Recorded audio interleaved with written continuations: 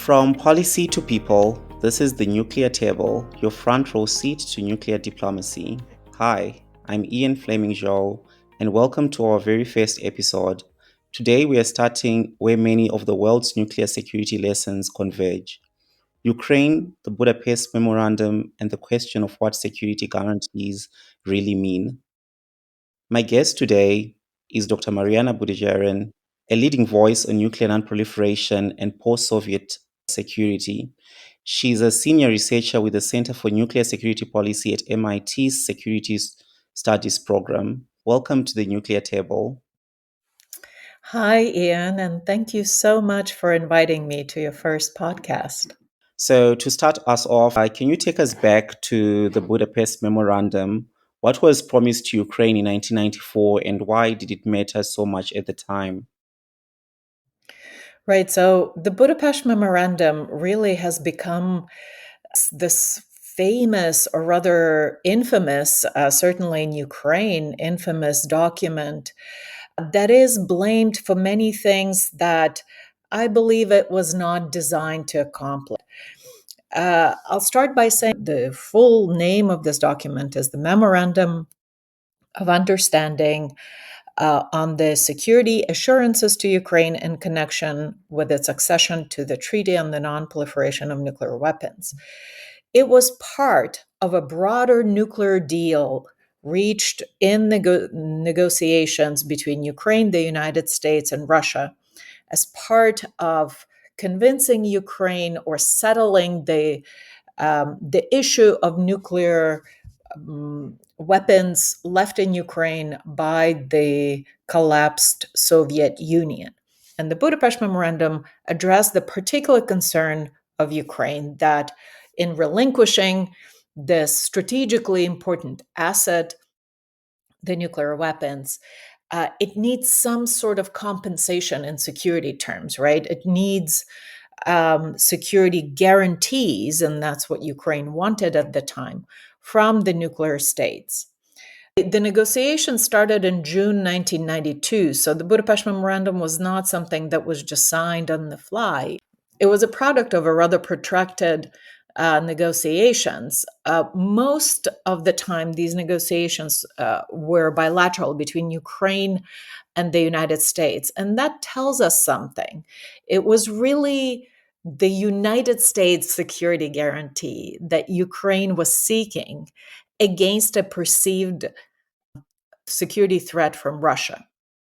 Right. In the end, the Budapest Memorandum was signed by Ukraine on one side and three nuclear states on the other side. And those were the three depository states of the Nonproliferation Treaty: the United States, Russia, and Britain.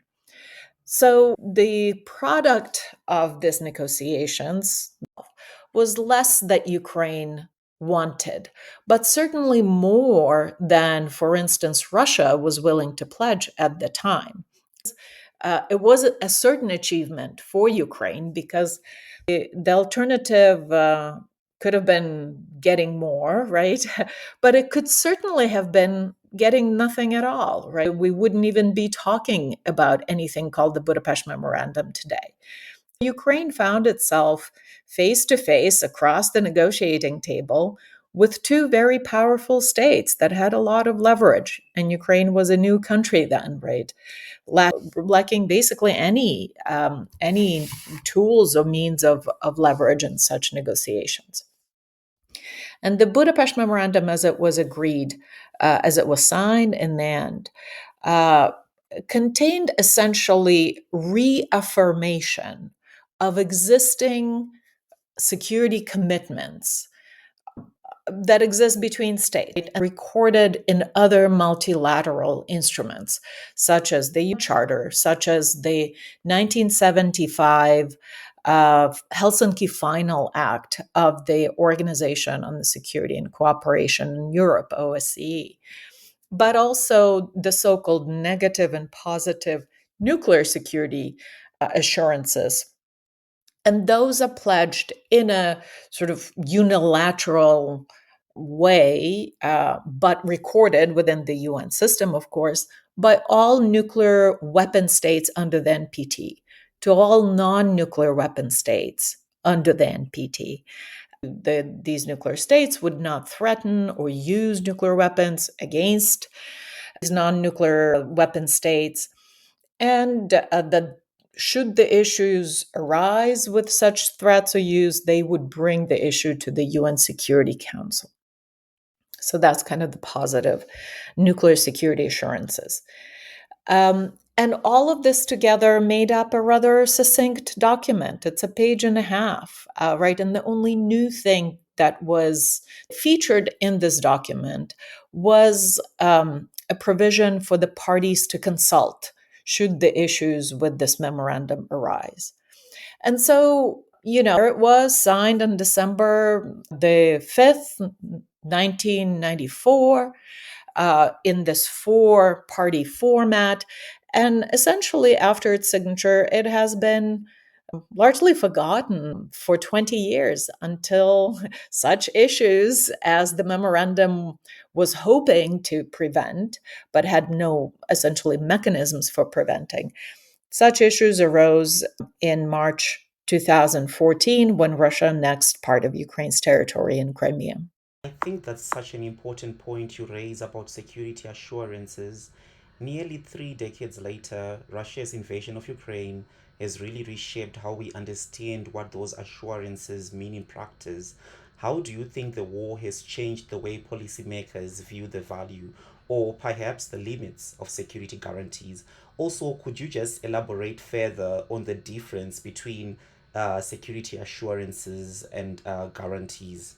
Essentially, the issue with the Budapest Memorandum was that Ukraine was seeking security guarantees, but what it received in the end was security assurances. And these two terms are different, at least in American political vocabulary, where security guarantee means something very specifically related to mutual defense. So, this is the kind of security commitments that the United States extends to its treaty allies, for instance. So, NATO Article 5, we always think, is a security guarantee of the United States to its NATO allies. Now, security assurances are something quite different. Those are basically restatements or reassurances of rather general provisions under international law to abstain from the use of force, to solve conflicts in a peaceful manner, to not not to violate internationally recognized borders and sovereignty of the states. All of these good things that are part and parcel what we call the rule-based international order. They're part of UN Charter, they're part of other generally accepted principles. And this is, just to emphasize, UN Charter is legally binding. It's a major document. So the problem with the Budapest Memorandum is not so much that that's not particularly legally binding. It's a memorandum of understanding, not a treaty, but rather than rules and laws in international sphere are very difficult to enforce. We lack enforcement mechanisms, right? And a lot of things depend on policies of the states, whether they choose or not to, one, abide by these international rules and laws. And two, if there is a violation, how do we react as an international community? And so the issue of the Budapest Memorandum, of course, is that it was very easy for Russia to violate it, right? Because if Russia chose not to self-restrain in keeping with the commitments of the memorandum, there was nothing there to stop it, not in the memorandum, but also not in the broader field of international norms. So it chose to violate its commitments, but then the effectiveness, as it were, of this memorandum, but again, of the whole corpus of international law more broadly, is also in the reaction of the others to this violation. Rules don't just stand on whether one party violates them, but also they stand or fall to the extent that others choose to enforce them, others choose to, react to such a violation. And so the first time when the Budapest Memorandum was violated was certainly not in February 2022 with the full scale invasion. The other extent of the international reaction was rather meek, all things considered. Certainly, it looks so in retrospect now. There were some sanctions imposed on Russia. There was some symbolic gesturing, like kicking Russia out of G7, but really there were no significant costs imposed on Russia for breaking these commitments, because as you mentioned, the issue of security guarantees and or security assurances specifically within the non-proliferation regime, they're not reducible to Ukraine alone. It's an issue all non nuclear states are very much interested in the face of the preponderant power of nuclear states. And they want to feel somewhat reassured that, by recognizing, by sort of bestowing the special status on the nuclear weapon states under the NPT, that these powers will not abuse their special status and will not abuse the power that they draw from these, terribly destructive weapons. Some forms of collective response to this act of aggression were prevented exactly by the fact that Russia is a nuclear power. Some forms of assistance were either delayed or were not available to Ukraine because the supporters of Ukraine, such as the United States and European states, were concerned, not unjustified in being concerned about what nuclear escalation. And so I think the Ukrainian example and the this war is really highlighting to us the role of nuclear weapons in international affairs and the kind of powerlessness against the misuse of this nuclear status, of nuclear possession as tools of aggression. I don't have a very good answer at this moment. How do we mitigate that and how to reverse the damage that has been done to the Non-Proliferation Treaty and to the credibility of nuclear weapon states and their security assurances to non-nuclear states? I only can observe that the stock of nuclear weapons has likely gone up in the world since the war. Listening to what you have just said, I couldn't help but think about 2014, the annexation of Crimea, and how at that moment the world largely stopped short of truly holding Russia accountable. In hindsight, it feels like a missed opportunity, one that may have set the stage for the full scale invasion we saw in 2022. Do you think that the failure to enforce those assurances back in 2014 ultimately shaped and sealed what we are seeing now, both for Ukraine and for the credibility of those guarantees? Yes, I think 2014 and the failure of a more robust, of a more staunch response to the Russian, essential aggression at the time, was a missed opportunity, big time. I don't think it is singularly responsible for the Russian full-scale invasion, but it's a significant contributing factor. Um, so I think several things conspired, and certainly kind of the expectation that Ukraine is just not important enough for, particularly for the West, that the West can talk a big game about supporting, democracy and freedom in Ukraine and all of that, but they will not risk their own interests and their own well-being, and they will not take on significant costs in order to defend Ukraine, in order to assist Ukraine, and so forth.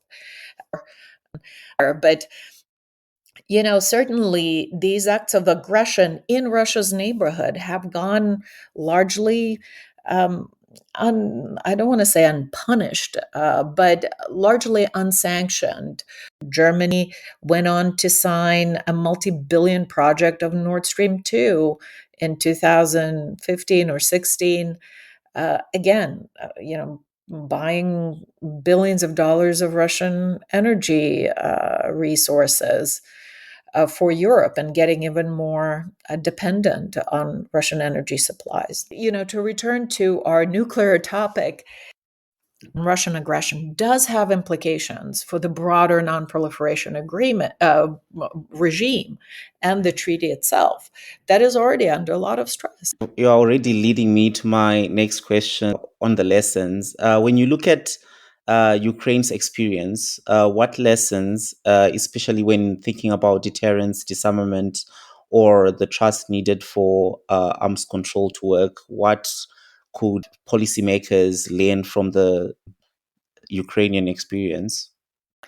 So, on the face of it, the Ukrainian experience could be viewed as a cautionary tale of a country that had an opportunity to develop a nuclear option, right? To use its inheritance from the Soviet Union, the nuclear inheritance, to forge its own deterrence force and to use nuclear deterrence as part and parcel of its nuclear security strategy, right? It has relinquished the right to do so and joined the Nonproliferation Treaty in good faith. And fast forward 20 years and now 30 years to today's moment, Ukraine's existence is in peril. These are certainly not the lessons that we in the field we hoped states would learn about nuclear weapons. We emphasize the risks nuclear weapons carry with them. Nuclear weapons offer security benefits, but they come also with significant risks. We need to understand that the risks by far outweigh the benefits. But it's very hard to argue that when you see the benefits of nuclear weapons, as it were, um, demonstrated by real life events. Let's hope that perhaps the story there would be that even a non nuclear state, with its grit, its commitment, its resilience, its inventiveness, but together with the solidarity and support of the broader international community. That's such a sobering reflection, Mariana. It really underscores how the lessons from Ukraine extend far beyond Europe, particularly when we think about the credibility of the non-proliferation regime itself. If a state that gave up its nuclear weapons can still face invasion, it inevitably raises questions for others watching closely. So, how do you think this loss of trust might affect the way countries like North Korea or even Iran approach future non-proliferation or arms control negotiations? Right. Well, as I mentioned, I think the Ukraine story is damaging not only to Ukraine but to the broader nonproliferation regime as it pertains to Ukraine's history, Ukraine's sort of contribution to, what we could say the international public good, right? The international public good being non-proliferation, being the reduction of the total number of nuclear states in the world. Um, so that's part of it. Clearly, the Budapest Memorandum is part and parcel of this broader nonproliferation regime, and so the violation of that agreement, of that deal, has broader reverberations. We are yet to see the full extent of it. I think it's too early to say what the consequences might be and the loss of trust might lead to. Certainly, North Korea and Iran have been kind of troubled spots for nonproliferation, and well before the war in Ukraine. But I think seeing how the events in Ukraine develop, it would not be a wrong lesson to take that, nuclear weapons do offer some protection, and some states that find themselves into these in these similar security predicaments as Ukraine, that is a state that has a very clear security threat somewhere on its borders or close by, and at the same time lacks formal treaty alliances that might include extended nuclear deterrence, right? So such states might certainly consider either deeper hedging strategy, deeper nuclear latency strategy. Ukraine is suffering and its people are suffering. And the preponderant narrative there is, if we only did not make the stupid decision to give up nuclear weapons. That's an absolutely kind of ingrained narrative in Ukraine today.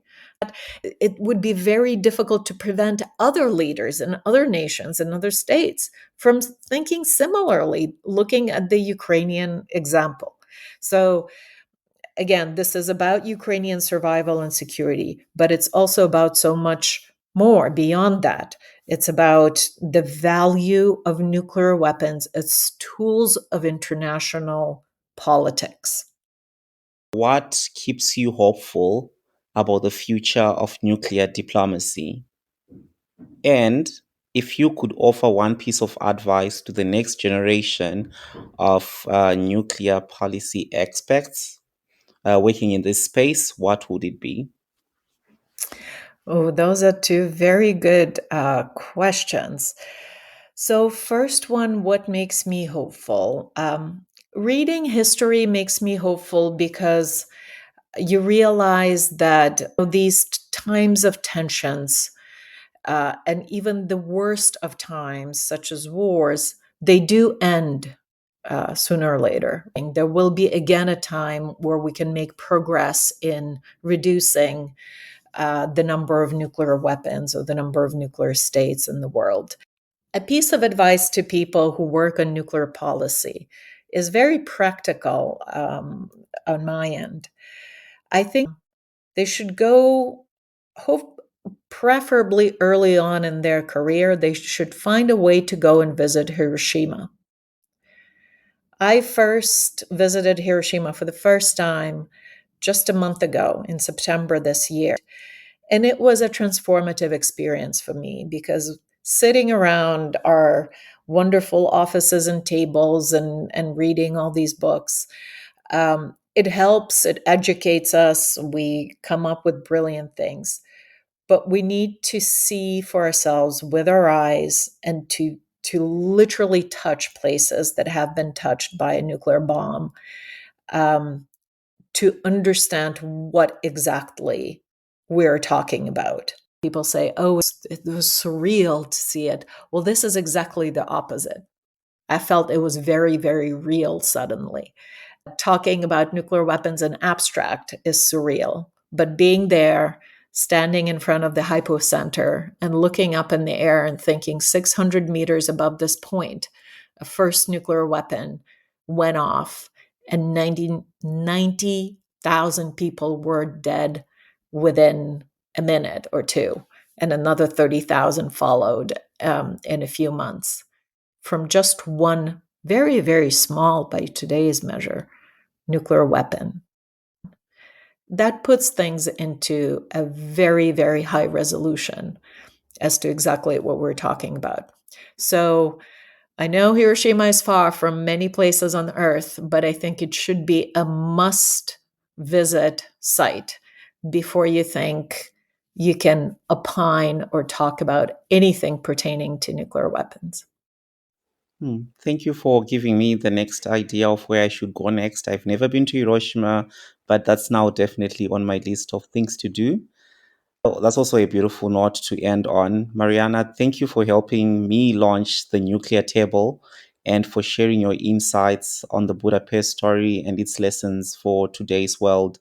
For our listeners, thank you for tuning in to this first episode. If you enjoyed the conversation, please follow the Nuclear Table wherever you get your podcasts and share it with someone who cares about how policy shapes peace. Until then, I'm Fleming Zhou. Thanks for listening.